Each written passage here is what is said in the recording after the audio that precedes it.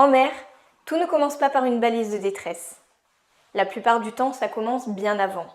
Un doute, un problème, une situation qui se complique. Dans cette série, on ne s'intéresse pas uniquement au moment où tout va mal. On s'intéresse surtout à ce qui permet d'éviter d'en arriver là. Alors aujourd'hui, on va parler de communication en mer, de la VHF, de ce qu'elle permet vraiment, de ses limites et surtout de la façon dont on l'utilise concrètement à bord d'Oua La Outi. Parce que tant qu'on peut parler, on peut souvent éviter que la situation ne dégénère.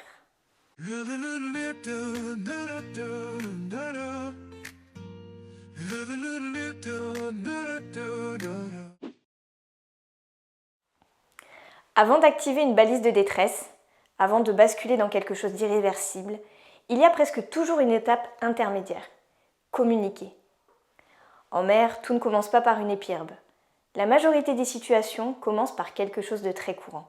Un doute météo, une avarie, un problème de santé ou une situation inconfortable qui peut dégénérer. Tant qu'on peut parler, tant qu'on peut expliquer, prévenir, demander, la communication reste un levier majeur de sécurité. Cet épisode parle donc de ce moment clé, celui où on peut encore agir calmement. Pendant des siècles, communiquer en mer voulait dire une chose très simple. Être vu ou ne pas l'être? Telle est la question. Pavillon, feu, fusée, signaux lumineux, tout dépendait de la distance, de la météo et de la visibilité. Un bateau isolé restait isolé, même si d'autres navires n'étaient pas loin. C'est au début du XXe siècle que la radio maritime apparaît. Pour la première fois, on peut parler sans se voir. On peut demander de l'aide avant que la situation ne devienne critique. Après la Seconde Guerre mondiale, dans les années 1940-1950, la VHF se généralise. Elle n'est pas pensée pour la catastrophe, mais pour le quotidien. Échanger, coordonner, prévenir. Cette logique est toujours valable aujourd'hui. Quand on parle de VHF en mer, il faut retenir qu'il existe deux grandes familles. Commençons par le poste principal, la voie du bateau, la VHF fixe. Sur Oua La Outi, nous avons la Garmin VHF 315, alimentée en permanence par le 12 volts du bateau et reliée à une antenne placée en hauteur.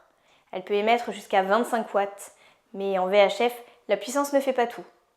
Ce qui fait réellement la différence, c'est la hauteur de l'antenne. Et c'est pour ça que sur Oua La Outi, elle est placée tout en haut du mât.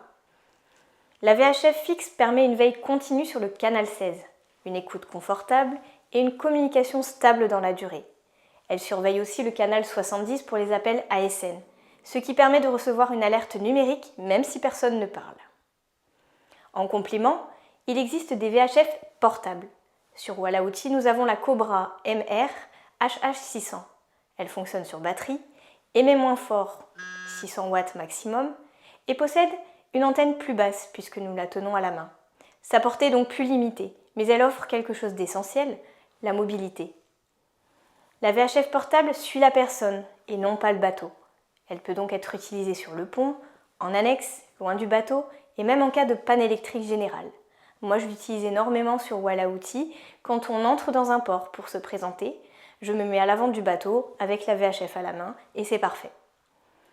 Nous avons choisi ce modèle parce qu'elle est étanche, flottante, qu'elle intègre un GPS et qu'elle peut envoyer un appel ASN, ce qui est très utile si en cas d'avarie majeure, ce poste de secours devenait le poste principal, à bord du radeau de survie ou sur l'annexe par exemple. Mais attention, la communication vocale est très efficace, mais elle a une contrainte forte. Quand on parle à la VHF, on ne fait que ça. Tenir le micro, parler, écouter, répondre, c'est une tâche à part entière. Et en situation dégradée, ça peut devenir une limite. En parlant de limite, contrairement aux balises, la VHF en a une importante, la portée. La VHF fonctionne quasiment à vue, si je puis dire. Deux bateaux bas, par exemple, peuvent ne pas s'entendre même à quelques milles. Et à l'inverse, une station côtière ou un navire haut peut être entendu beaucoup plus loin. La hauteur d'antenne est donc déterminante. Et comprendre ça permet de ne pas surestimer la portée, de communiquer plus tôt et d'éviter les mauvaises surprises. Quand on parle de communication en mer, il faut comprendre une chose simple. Il n'existe pas un seul mode de communication. Il existe au moins deux grands modes fondamentalement différents. La communication vocale et la communication numérique. Ces deux modes ne font pas la même chose. Ils ne servent pas au même moment. Mais surtout, ils ne s'opposent pas, ils se complètent. Comprendre cette différence change complètement la façon dont on utilise ces outils à bord. La communication vocale, c'est la VHF classique. On parle, on explique une situation, on échange, on coordonne avec un interlocuteur précis. C'est très efficace tant que la situation reste encore gérable et qu'une personne peut se consacrer entièrement à la communication. Mais cette communication a une limite importante qu'on oublie souvent. Quand on parle à la VHF, on ne fait que ça. On tient le micro, on écoute, on répond. Pendant ce temps-là, on ne colmate pas une voie d'eau, on ne gère pas une avarie, on ne s'occupe pas d'un équipier en difficulté. L'ASN, l'appel sélectif numérique, ne sert pas à discuter. Il sert à envoyer un message d'alerte avec une position GPS à tous les bateaux et stations à portée en appuyant sur un bouton. Et surtout, le message est diffusé automatiquement pendant que l'équipage agit. C'est là que la logique change.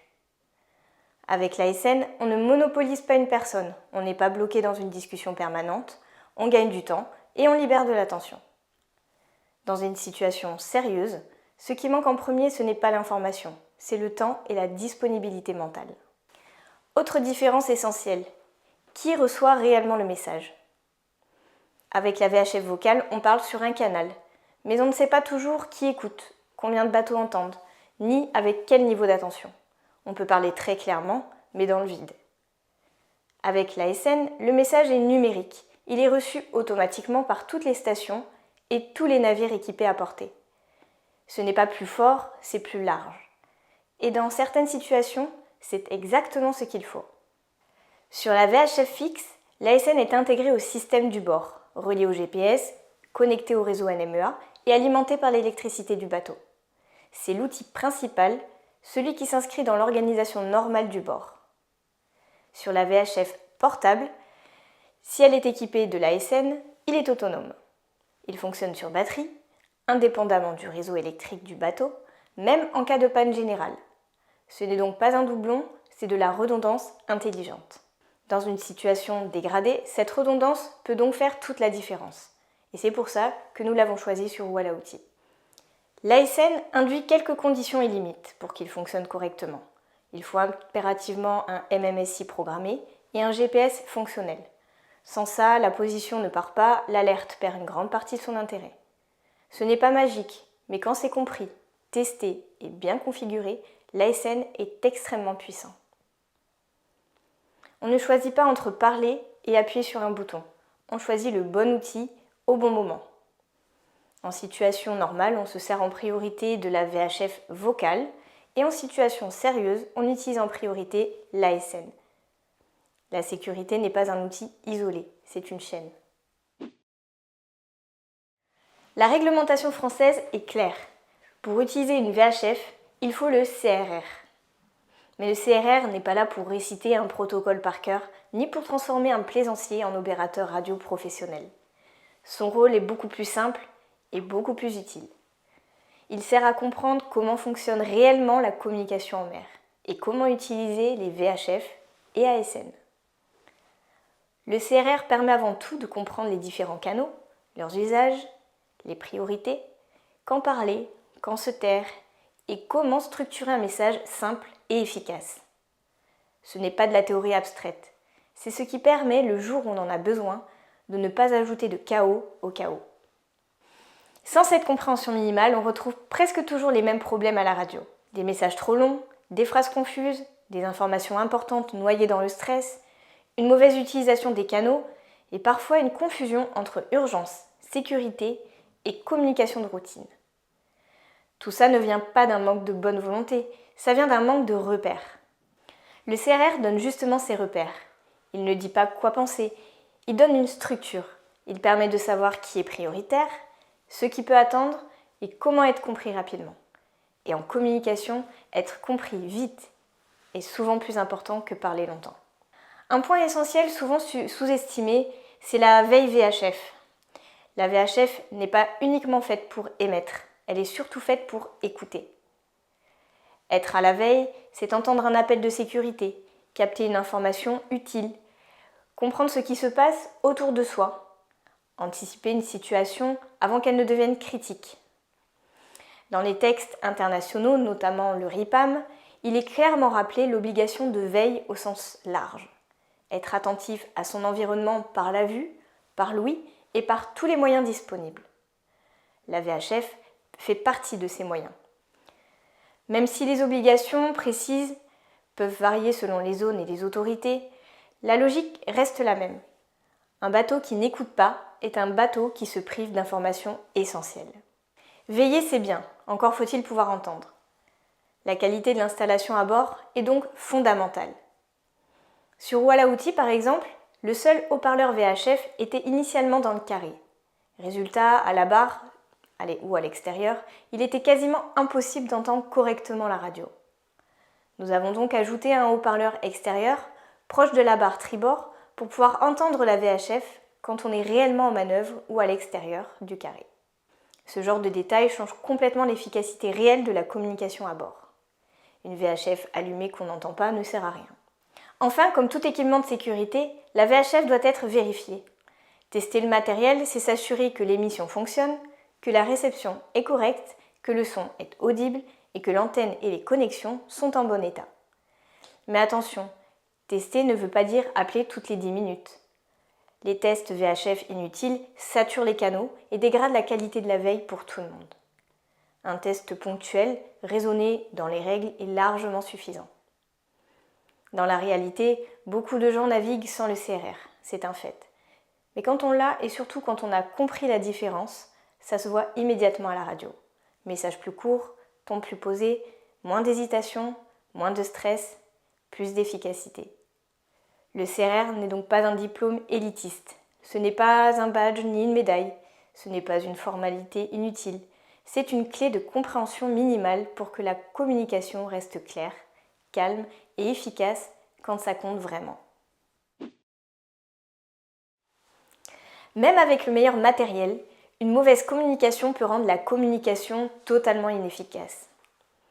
A l'inverse, quelques règles simples, bien appliquées, changent complètement la situation. La première règle, c'est l'organisation à bord. Quand une situation se dégrade, il n'y a pas plusieurs voix à la radio. Il y a une seule personne qui parle. Cette personne est identifiée, elle sait ce qu'elle va dire et elle parle au nom de l'équipage. Ça évite les messages contradictoires, les hésitations et la confusion côté réception. Les autres agissent, mais ne parlent pas à la radio. La deuxième règle, c'est la clarté du message. À la VHF, les messages doivent être courts, clairs et structurés. Pas de phrases inutiles, pas de détails secondaires, pas d'explications trop longues. L'objectif n'est pas de tout raconter, mais de transmettre les informations essentielles rapidement. À la radio, ce qui est simple est souvent le plus efficace. La troisième règle, c'est le bon moment.